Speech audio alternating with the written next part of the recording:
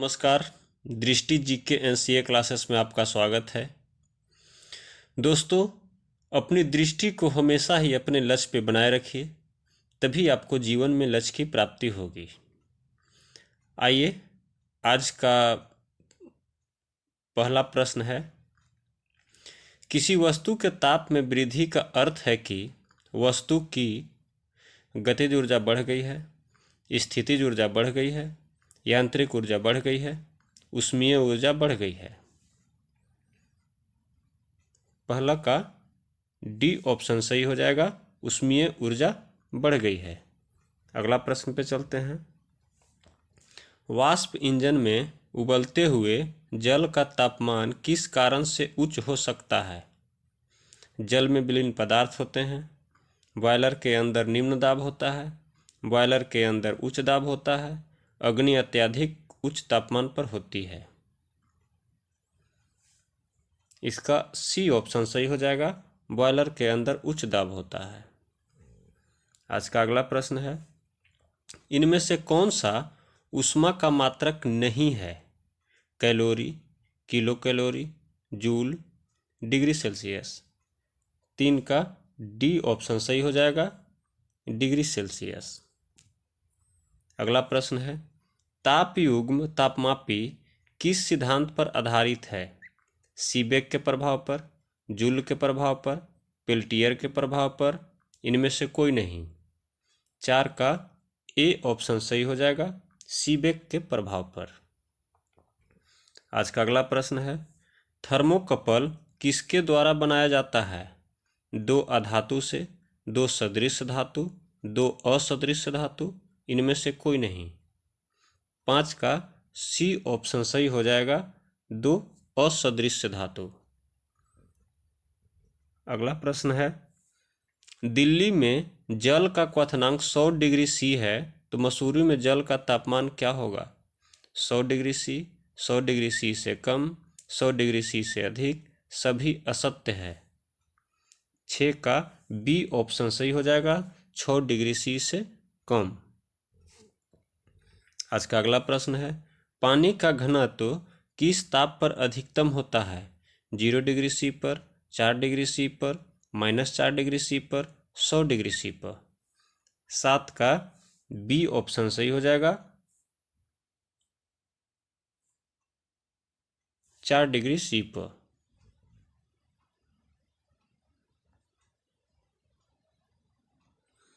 आज का अगला प्रश्न है, शीशे की छड़ जब भाप में रखी जाती है, इसकी लंबाई बढ़ जाती है, परंतु इसकी चौड़ाई अप्रभावित रहती है, घटती है, बढ़ती है, अव्यवस्थित होती है। 8 का डी ऑप्शन सही हो जाएगा,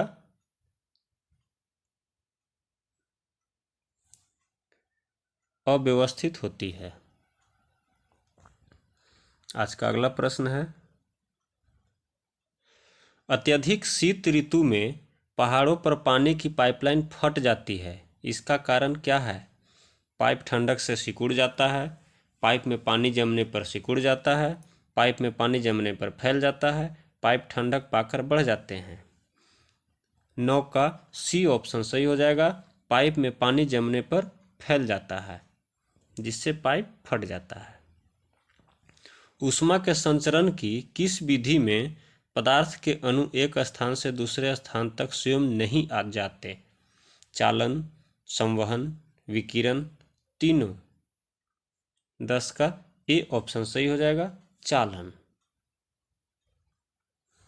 आज का अगला प्रश्न है, ऊष्मा के स्थानांतरण की किस विधि में माध्यम आवश्यक नहीं है? चालन, संवहन, विकिरण, इनमें से सभी। 11 का सी ऑप्शन सही हो जाएगा, विकिरण में माध्यम की आवश्यकता नहीं होती है।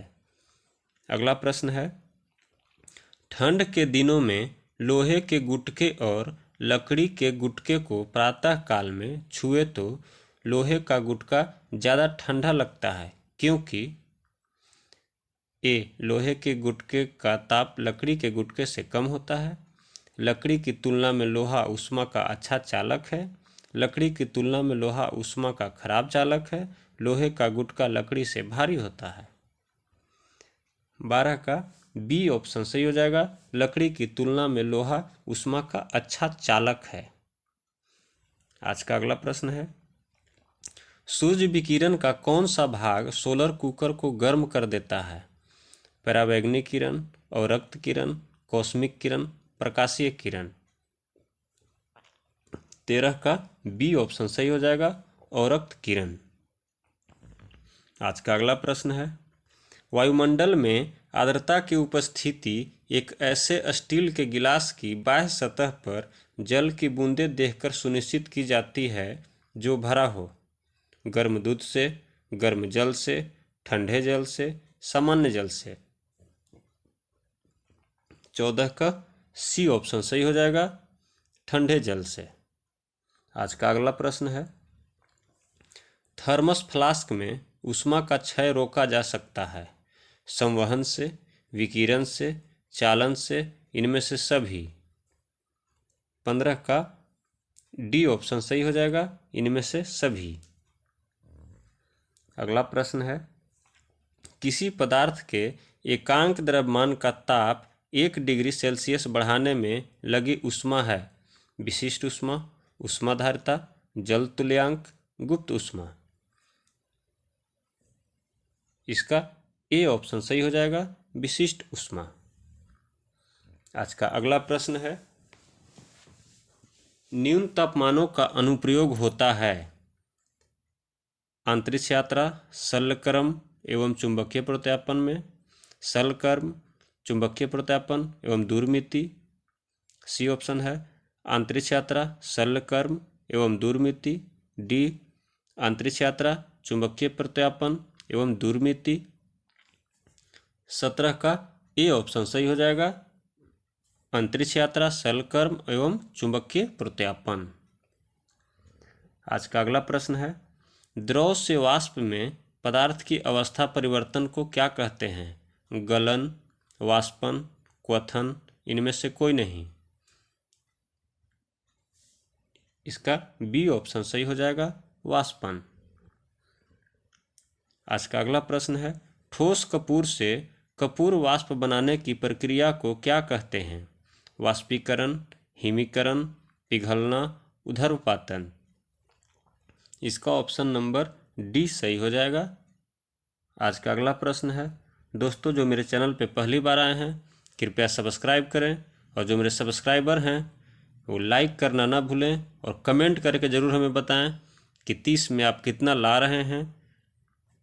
इससे आपकी तैयारी और पुख्ता होगी। और आज का अगला प्रश्न है, मनुष्य आर्द्रता से परेशानी महसूस करता है, इसका निम्न में से उपयुक्त कारण क्या है? अधिक पसीना आना, कम पसीना आना, पसीना का आर्द्रता के कारण वाष्पित नहीं होना, इनमें से कोई नहीं। 20 का सी ऑप्शन सही हो जाएगा, पसीना का आर्द्रता के कारण वाष्पित नहीं होना। आज का अगला प्रश्न है, भाप से हाथ अधिक जलता है अपेक्षाकृत उबलते जल से, क्योंकि भाप में गुप्त ऊष्मा होती है, भाप शरीर के भीतर घुस जाती है, भाप में अधिक मारक क्षमता होती है, भाप हल्की होती है। 21 का ए नंबर सही हो जाएगा, भाप में गुप्त ऊष्मा होती है। आज का अगला प्रश्न है, समतापीय परिवर्तन में डैश ऊष्मा अपरिवर्तित रहती है, ताप अपरिवर्तित रहती है, ऊष्मा व ताप दोनों बदलते हैं, इनमें से कोई नहीं। 22 का बी ऑप्शन सही हो जाएगा, ताप अपरिवर्तित रहती है।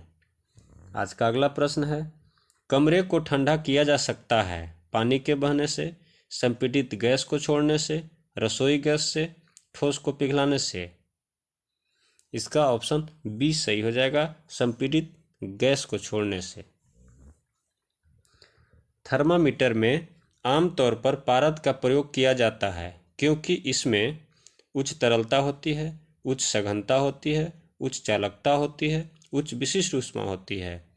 24 का सी ऑप्शन सही हो जाएगा, उच्च चालकता होती है। एक थर्मामीटर जो 2000 डिग्री सी मापने हेतु उपयोग हो वह है वाष्प दबाव मीटर, पारे का थर्मामीटर, पूर्ण विकिरण पायरोमीटर, गैस थर्मामीटर। यह इसका ऑप्शन सी सही हो जाएगा, पूर्ण विकिरण पायरोमीटर। आज का अगला प्रश्न है, यदि किसी स्थान के तापमान में सहसा वृद्धि होती है तो अपेक्षित आर्द्रता बढ़ती है, घटती है, स्थिर रहती है, घटती बढ़ती रहती है। 26 का बी ऑप्शन सही हो जाएगा, घटती है। आज का अगला प्रश्न है, बिना किसी ताप परिवर्तन के किसी पदार्थ को द्रव से गैस में परिवर्तित करने के लिए अपेक्षित ऊष्मा को किसकी गुप्त ऊष्मा कहा जाता है? वाष्पन, ऊर्ध्वपातन, संघनन, वाष्पीभवन। इसका ए ऑप्शन सही हो जाएगा, वाष्पन। आज का अगला प्रश्न है, बर्फ को बुरादे में पैक क्यों किया जाता है? बुरादा बर्फ से चिपकता नहीं है, बुरादा आसानी से पिघलने नहीं देता, बुरादा ऊष्मा का कुचालक होता है, बुरादा ऊष्मा का सुचालक होता है। 28 का सी ऑप्शन सही हो जाएगा, बुरादा ऊष्मा का कुचालक होता है। आज का अगला प्रश्न है, आंतरिक ऊर्जा की संकल्पना ऊष्मागतिकी के किस नियम से मिलती है? प्रथम, द्वितीय, तृतीय, इनमें से कोई नहीं। यह प्रथम हो जाएगा, ए ऑप्शन सही हो जाएगा। आज का अंतिम प्रश्न है, किसी द्रव का उसके क्वथनांक से पूर्व उसके वाष्प में बदलने की प्रक्रिया को क्या कहते हैं? वाष्पीकरण, संघनन, हिमीकरण, इनमें से कोई नहीं। इसका ए ऑप्शन सही हो जाएगा, वाष्पीकरण। इसी के साथ आज का वीडियो समाप्त होता है। जय हिंद, जय भारत।